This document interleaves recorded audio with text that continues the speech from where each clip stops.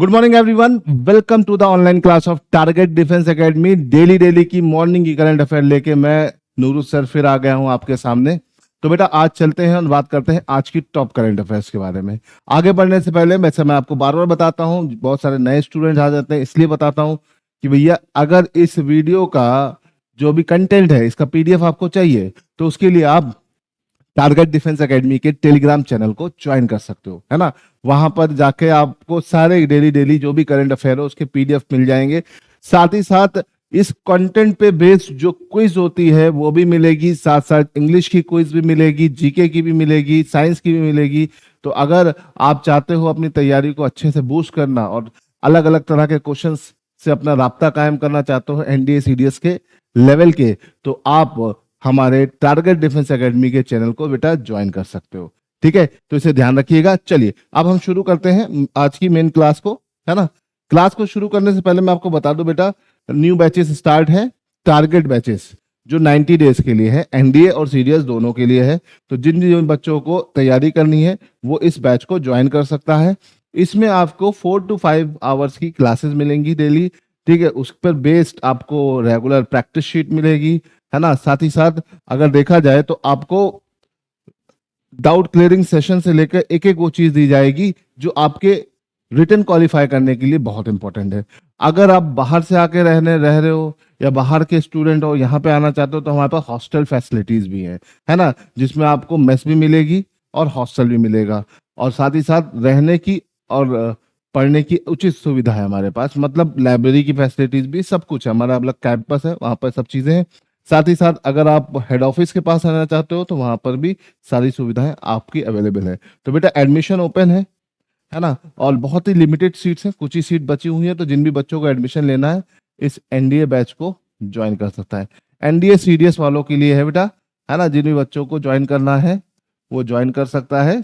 सितंबर हमारा टारगेट क्या है, सितंबर को क्लियर करवाना, सितंबर के एग्जाम को क्लियर करवाना। तो अगर आपको अपनी तैयारी को बूस्ट करना है तो बेटा आप हमें ज्वाइन कर सकते हो। चलो ये तो बात हो गई किसके बारे में, हमारे इस कोर्स के बारे में। ठीक है, इसे ध्यान रखिएगा। चलिए यहां से आगे बढ़ते हैं और क्वेश्चन को शुरू करते हैं। पहला क्वेश्चन है, ठीक है, what is the name of the world highest railway arch bridge inaugurated by PM Modi in Jammu Kashmir. तो भाई मोदी जी ने जम्मू कश्मीर में दुनिया का सबसे हाईएस्ट रेलवे आर्क ब्रिज इनॉर्गेट कर दिया। रेलवे आर्क ब्रिज कुछ इस तरह से है, आर्क बना के है ना।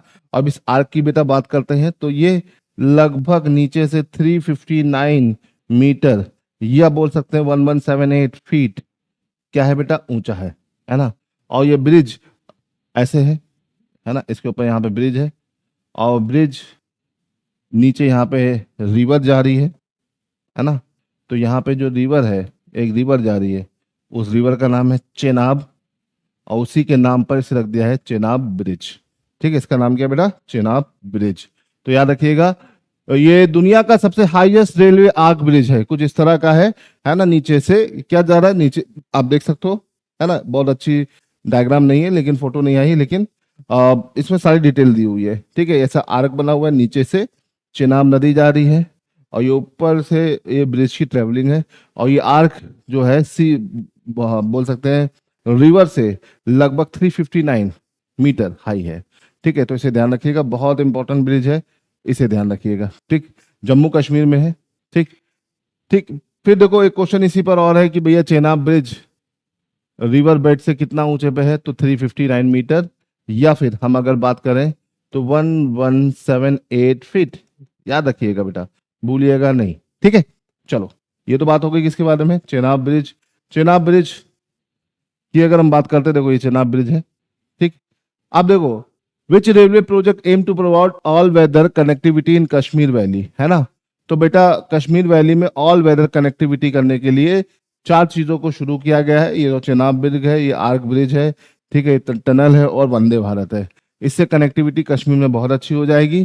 ठीक है, तो इसमें मेन है आपका railway link Udhampur Srinagar Baramulla railway link USBRL। ठीक है, इसे याद रखिएगा, काफी एग्जाम में पूछा जा सकता है। कश्मीर वैली में अब ट्रैवलिंग की सुविधा और आसान होगी। देखो हम कश्मीर जाते हैं तो हमें बड़ी दिक्कतें आती हैं, लेकिन अब वहाँ ट्रैवलिंग की सुविधाएं आसान हो जाएंगी। इन सब चीजों के बनने की वजह से, है ना। What is the India first cable stay rail bridge also inaugurated in Jammu Kashmir. देखो एक केबल स्ट्रे ब्रिज है ना, ये इंडिया का पहला इस तरह का ब्रिज है जो कि जम्मू कश्मीर में शुरू किया गया है। और इसका नाम है, ये भी चेनाब नदी पर है, लेकिन इसका नाम है अंजी ब्रिज, है किस नदी पे बेटा? चेनाब नदी पर। चेनाब बहुत इंपॉर्टेंट रिवर है, तो कश्मीर की इंपॉर्टेंट रिवर में एक आती है चेनाब, चेनाब नदी पर ये इनॉर्गेट किया गया है। ठीक है, और इस ब्रिज की जो टोटल लेंथ है 725.5 मीटर है, इसे याद रखिएगा। बहुत लंबा ब्रिज नहीं है, लेकिन काफी ट्रैवलिंग को आसान कर देता है ये ब्रिज। तो ये बहुत इंपॉर्टेंट ब्रिज है, देख सकते हैं हम, ये कश्मीर में ओपन किया गया है। ठीक है, चलिए, तो ये भी एक अपने आप का इंडिया का पहला इस तरह का ब्रिज है, जम्मू कश्मीर में ओपन किया गया है। ठीक है, अगला क्वेश्चन है बेटा हमारा, which express train was flagged off by PM Modi to connect Katra to Srinagar? तो बेटा उसके नाम है वंदे भारत एक्सप्रेस। वंदे भारत एक्सप्रेस जो है 2019 में चालू हुई, कब? 2019 में। इनिशियली इसका नाम था ट्रेन 18, बाद में इसका नाम बदल के वंदे भारत एक्सप्रेस कर दिया गया।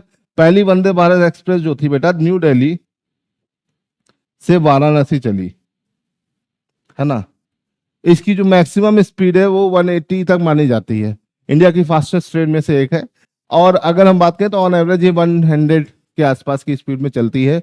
और वंदे भारत का जो मेन मोटिव है कि उन सिटीज को कनेक्ट करना जो 800 किलोमीटर की डिस्टेंस पे है ना, उनको जोड़ना 10 घंटे तक की जर्नी में, है ना। मतलब 800 किलोमीटर की कोई शहर है तो उसको 10 घंटे के अंदर उस शहर तक पहुंचा देना, 10 घंटे के अंदर, है ना। तो ये इनका मोटिव है। ये चेयर कार है ना, फुल्ली एसी चेयर कार है, और ये काफी फेमस हो चुकी है। जब से पहली वंदे भारत शुरू हुई तब से अब तक वंदे भारत की बहुत सारे वंदे भारत के अलग अलग एरियाज में ओपनिंग हो चुकी है। और इसका क्राइटेरिया याद रखिएगा, 800 किलोमीटर तक की जर्नी को 10 घंटे तक कंप्लीट करने का इसका मेन क्राइटेरिया है। अब ये चेयर कार थी, अब स्लीपर भी शुरू हो रही है। तो स्लीपर का जो प्रोग्राम है, स्लीपर वंदे भारत स्लीपर्स का, तो उसमें क्या है, 800 किलोमीटर से 1200 किलोमीटर तक की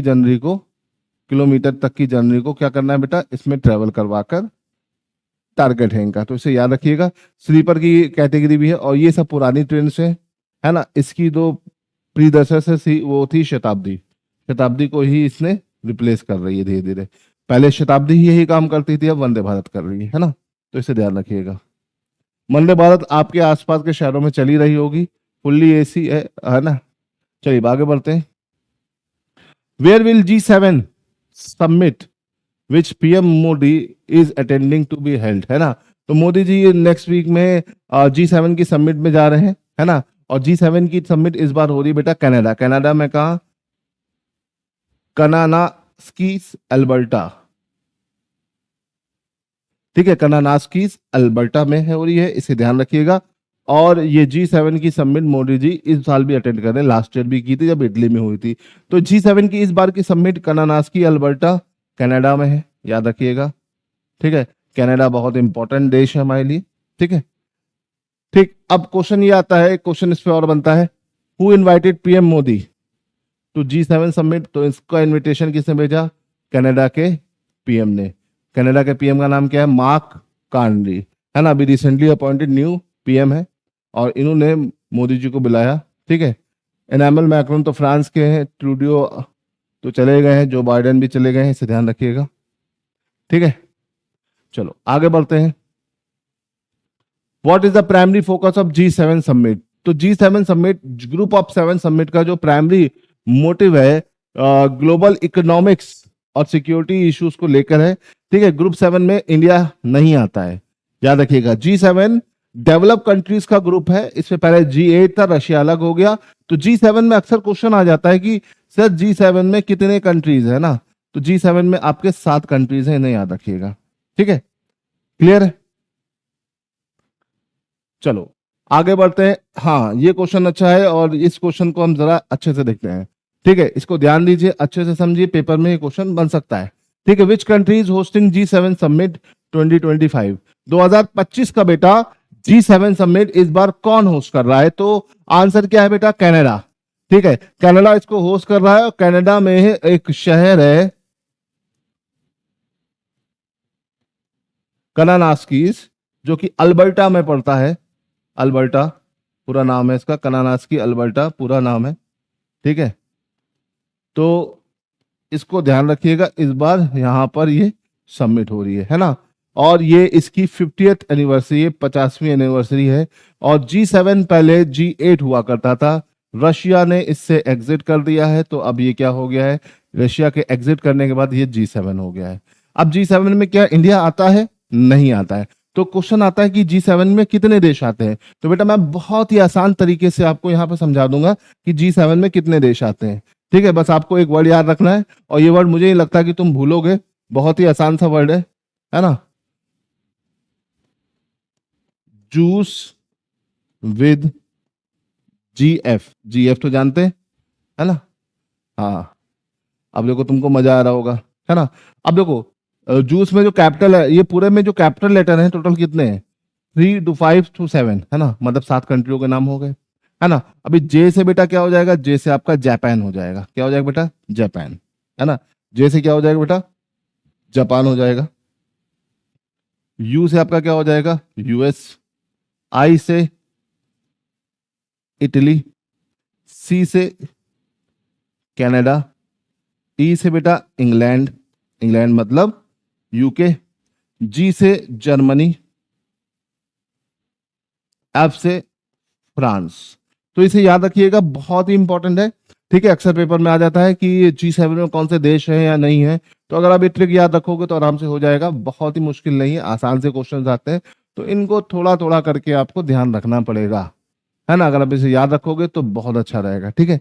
चलो, अभी आई होप कि आपको समझ में आ गया होगा, ठीक है। तो ये G7 बहुत इंपॉर्टेंट होने वाला है, और इसको अगर आप फोकस रखोगे तो बहुत अच्छा रहेगा, है ना।